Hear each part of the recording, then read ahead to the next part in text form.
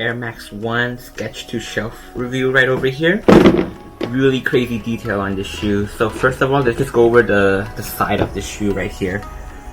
So we have the red part is a really soft furry material right here. If you zoom in here, you'll see like the wording in Tinker's creation of the shoe. 5 dots on the air bubbles right over here. Another soft material throughout the whole red out part of the sole. Also the gray as well. This part here is really soft. I don't think it's suede. It probably is suede. But it's like a really soft suede material. Furry. And around here as well. Tinker signature and his date. The other pair, Nike Air embroidered. Let's go over the insole real quick for this one. It's Nike check mark.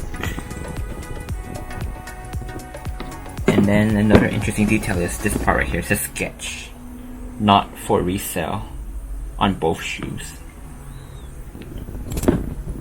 Right here. Yep. Let's get to the side here.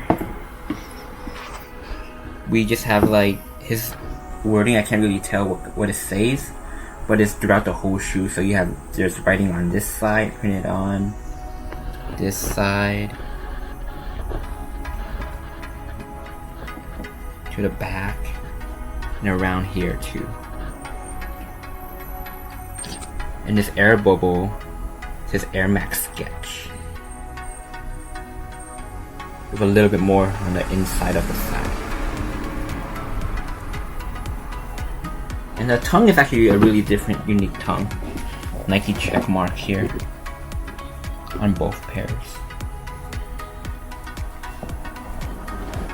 The inside just a generic size tag, nothing really too interesting. But yeah, you have the toe box area is just soft cotton material right here. Kind of rough. And then generic white laces. There were no extra accessories included for the shoe. It was just whatever you see right here is what it came with. Generic red Nike box. Nothing too special on the box. Check out the bottom real quick. Retail for $150. I recommend going true to size on Air Max 1s. And yeah, this is the bottom with like a few unique patterns.